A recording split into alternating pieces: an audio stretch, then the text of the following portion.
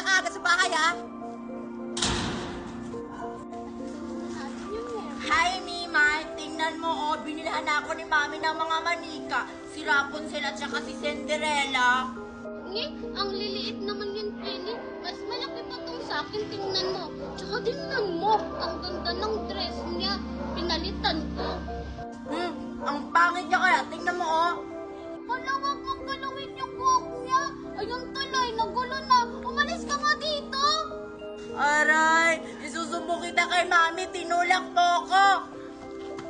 Ang OA mo naman, Penny, hindi ka naman nasaktan na. Yung Barbie ko nga, ginulo mo yung buhok.